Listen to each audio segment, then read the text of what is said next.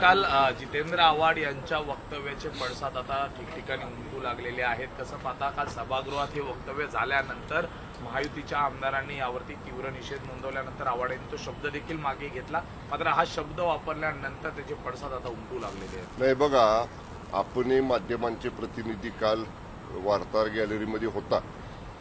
धर्मांतर विरोधी बिलावरती चर्चा सभागृहामध्ये सुरू होती. सन्मान्य सदस्य जितेंद्र आव्हाड जेव्हा बोलायला लागले, वेगवेगळे संदर्भ त्या बिलाच्या अनुषंगाने ऐतिहासिक ते देत होते.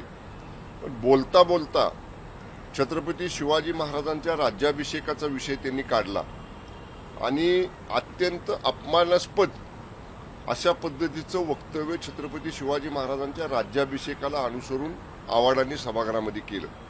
मी सभागृहामध्ये बसून होतो, मी ते ऐकत होतो. मी तात्काळ त्याला हरकत घेतली आणि तालिका अध्यक्ष होते. मी मान्य तालिका अध्यक्षांना सांगितलं की हे अत्यंत अपमानास्पद आहे, तात्काळ हे काढून टाका आणि आव्हाडांना माफी मागायला सांगा. हे जेव्हा झालं तेव्हा बरेच सन्मान्य सदस्य बोलले, आमचे मान्य मंत्री महोदय बोलले. आव्हाड काय शब्द मागं घ्यायलाही तयार नव्हते, माफी मागायलाही तयार नव्हते. सभागृह ॲडजन झालं, तहकूब झालं. मान्य अध्यक्ष महोदय सभागृहामध्ये आले.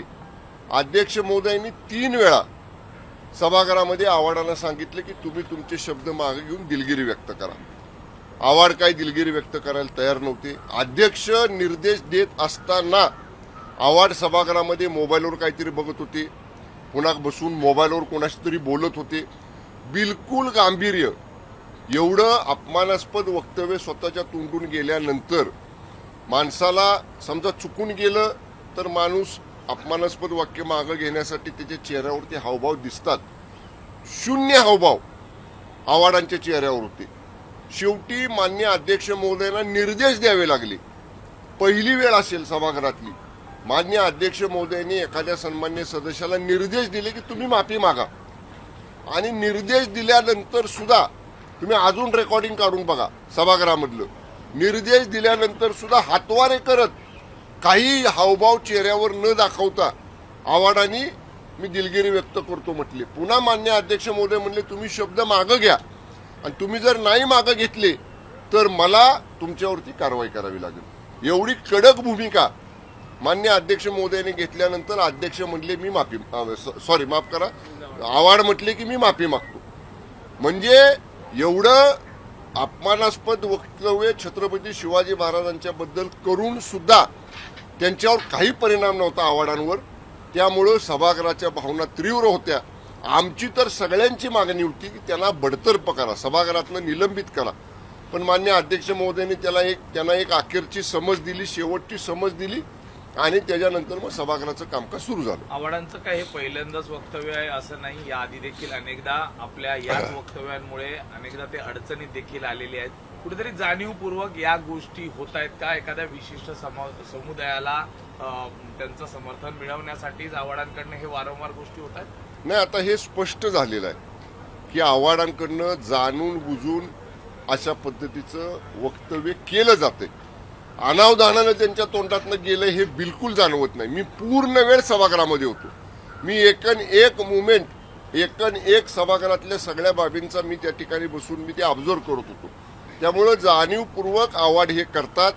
त्यामुळं आव्हाडांना याची कठोर किंमत ही समाजासमोर भोगावी लागेल. जिस तरीके से कल जितेंद्र आव्हाड ने सारी बातें कही छत्रपति शिवाजी महाराज को लेकर, क्या जानबूझकर की थी, इसके पीछे पॉलिटिक्स है या एक पर्टिकुलर बोलते हैं अपीजमेंट की पॉलिटिक्स है? देखिए, अभी पूरा जो घटनाक्रम घटा मैंने अभी मराठी में आप सबको बताया. ये जो वक्तव्य छत्रपति शिवाजी महाराज की राज्याभिषेक को लेकर विधानसभा के सदस्य श्री जितेंद्र आव्हाड ने किया, ये उन्होंने जानबूझ के किया. ऐसा नहीं है कि बोलते समय उनके मुंह से निकल गया, ऐसा बिल्कुल नहीं लगता है. मैं पूरे समय सभागृह में था और जब भी सभागृह की भावना तीव्र हो गई, फिर भी बार बार कहने से भी आव्हाड ने दिलगिरी नहीं व्यक्त की, आव्हाड ने माफी नहीं मांगी. आखिरकार माननीय विधानसभा अध्यक्ष महोदय को उनको निर्देश देना पड़ा और जब माननीय विधानसभा अध्यक्ष महोदय ने उनको निर्देश दिया तभी आव्हाड ने कहा कि मैं माफी मांगता हूं, लेकिन उनके जो हावभाव थे, वो जो हाथ के इशारे कर रहे थे, वो ऐसा उनकी बॉडी लैंग्वेज थी कि उनके ऊपर कोई इसका असर नहीं गिरा है।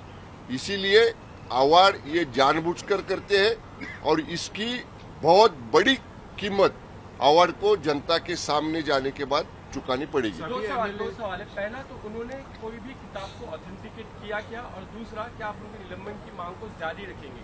देखिए, उन्होंने कहा, मुझे जब वो बात कर रहे थे तो मैंने कहा आप कहा करे, पर हमने पहली बार ये सुना है।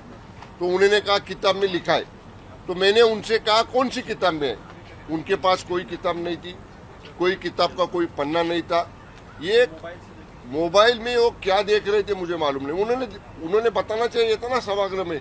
और वो किताब ऑथेंटिक है क्या, सर्टिफाइड है क्या, वो किताब पब्लिश करने के पहले परमिशन ली गई थी क्या, ये सब बातें जानना चाहिए ना। इसीलिए कल हम लोग ने सभागृह में मांग की है कि अवार्ड को सभागृह से निलंबित करना चाहिए। आज भी जब सभागृह चालू होने के पहले जब माननीय अध्यक्ष जी और माननीय सभापति जी के सामने गट नेताओं की बैठक होगी, तभी भी उसी बैठक में शिवसेना की तरफ से हम लोग ये मुद्दा माननीय अध्यक्ष महोदय के सामने रखेंगे। एवढंच मराठीत येऊ दे आम्हाला की आव्हाडांच्या निलंबनासंदर्भात आज आपण या ठिकाणी ठराव मांडणार आहात। आज या संदर्भामध्ये सभागृहाचं कामकाज सुरू होण्यापूर्वी मान्य विधानसभा अध्यक्ष जेव्हा गटनेत्यांची बैठक घेतात तेव्हा मान्य विधानसभा अध्यक्षांच्या समोर शिवसेनेच्या वतीनं हा मुद्दा आम्ही अध्यक्षांच्या समोर बैठकीमध्ये उपस्थित करू। देसाई साहेब, एकीकडे अधिवेशन चालू आहे, दुसरीकडे शिंदे साहेब अचानक दिल्लीमध्ये गेले, काय नेमकी कारण आहे? तिकडे बैठका देखील होत्या, त्यावरून वेगवेगळ्या चर्चा। नाही बघा, जेव्हा दिल्लीमध्ये अधिवेशन चालू असतं तेव्हा शिवसेना पक्षाच्या खासदारांची बैठक घ्यायला माननीय शिवसेना पक्षाचे मुख्य नेते आणि राज्याचे उपमुख्यमंत्री आदरणीय एकनाथजी शिंदे साहेब प्रत्येक अधिवेशनाच्या वेळी दिल्लीमध्ये जातात। तशाच पद्धतीची खासदारांची बैठक घेण्यासाठी साहेब दिल्लीला गेलेले आहेत। काल खासदारांची त्यांची भेट झाली। कदाचित आज संसदेचं अधिवेशन सुरू होण्यापूर्वी शिवसेना खासदारांची बैठक माननीय शिंदे साहेब घेतील। राज्याचे जे प्रश्न लोकसभेमध्ये मांडायचे आहेत, राज्यसभेमध्ये मांडायचे आहेत, राज्याचे जे प्रलंबित विषय केंद्र सरकारकडे आहेत, त्या बाबतीत काही केंद्रीय नेत्यांची गाठभेट सुद्धा राज्याच्या प्रश्नासंदर्भात माननीय एकनाथजी शिंदे साहेब घेण्याची शक्यता आहे। ज्यावेळी शिंदे साहेब दिल्लीला जातात त्यावेळी विविध चर्चांना देखील या ठिकाणी वाव मिळतो। तसं पाहता एकूणच की कुठे नाराजी किंवा आणखी अन्य काही विषय आहे किंवा तटकरेंसोबत झालेला एकूणच तो प्रकरण असेल रायगड। नाही, हे बघा, जिल्हा परिषदेच्या निवडी संदर्भातला विषय हा राज्यातला आहे। त्याच्यासाठी मान्य शिंदे साहेबांना दिल्लीला जाण्याची आवश्यकता नाही। आणि मान्य शिंदे साहेब दिल्लीला गेल्यामुळं ज्यांना कुणाला काही वाटत असेल किंवा ज्यांना कुणाला धडकी भरत असेल त्यांना प्रश्न विचारा ना तुम्ही की शिंदे साहेब दिल्लीला गेल्यावर तुम्हाला का धडकी भरती, त्यांना विचारा। तर मी स्पष्ट सांगितलं, पक्षाच्या खासदारांच्या बैठकीसाठी साहेब दिल्लीला गेलेले आहेत। राज्याचे काही प्रश्न आहेत जे केंद्रीय मंत्र्यांच्या समोर केंद्र सरकारसमोर आपले मांडायचे आहेत, ते सोडवून घ्यायचे आहेत, ते अधिवेशनात सोडले जातात, त्यासाठी गेले। तर पहिल्यांदा गेलेत असं नाही। जेव्हा जेव्हा दिल्लीचं अधिवेशन लोकसभेचं चालू असतं तेव्हा अधिवेशन काळात एकदा पक्षाचे मुख्य नेते म्हणून पक्षाच्या खासदारांना भेटण्यासाठी, मार्गदर्शन करण्यासाठी मान्य शिंदे साहेब दिल्लीला जात असतात। मित्र पक्षांच्या बाबतीत जर पाहिलं तर ज्या निवडणुका झाल्या त्यामध्ये तसं काही सहकार्य मिळालं, त्याचा काही अहवाल हा तयार करण्यात आला आहे का, आणि तो अहवाल भाजपच्या केंद्रीय नेत्यांना दिला जाणार आहे? कारण पक्षाला, शिवसेनेला जो काही महायुतीमध्ये निवडणुका लढताना किंवा जिथं महायुती झाली नाही, महायुती करण्याचा प्रयत्न करून सुद्धा काही मोठ्या पक्षांकडनं आम्हाला प्रतिसाद मिळाला नाही, या बाबतीतली पक्षाची भूमिका राज्यातल्या बैठकीमध्ये आम्ही मुख्य नेते म्हणून मान्य शिंदे साहेबांसमोर मांडलेली आहे। त्या बैठकीनंतर अजून राज्याच्या समन्वय समितीची बैठक महायुतीची झालेली नाही।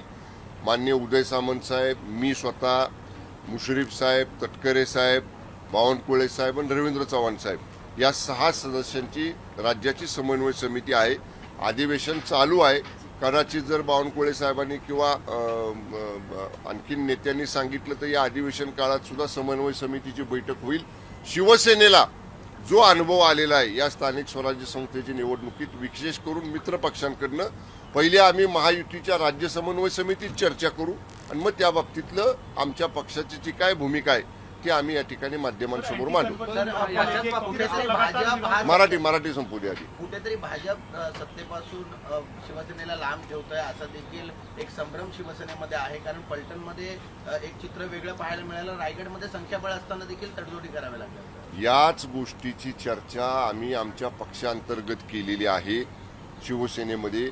आता जेव्हा राज्याच्या महायुतीच्या समन्वय समितीची बैठक होईल तेव्हा आम्ही आमची स्पष्ट भूमिका, शिवसेनेची भूमिका महायुतीच्या समन्वय समितीसमोर मांडू. या तिन्ही निवडणुका झाल्या, यामध्ये मित्र पक्षांकडनं आलेला जो अनुभव आहे किंवा अनेक ठिकाणी कुठेतरी आपला उमेदवार त्यामुळे पडला मित्र पक्षाच्याच बंडखोरीमुळे, याचा अहवाल पक्षाकडनं बनवण्यात आलाय का? आणि हा अहवाल नेमकं कुणासमोर सादर केला? अंतर्गत बाबींचा अहवाल पक्षामध्येच आहे. पक्षाच्या अंतर्गत बाबी या माध्यमांसमोर उघड करणं उचित नाही.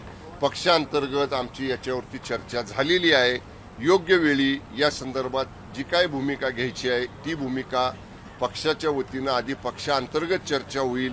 मुख्य नेते मान्य शिंदे साहेबांसमोर ते मांडलं जाईल, त्यानंतर आम्ही माध्यमांसमोर बोलू.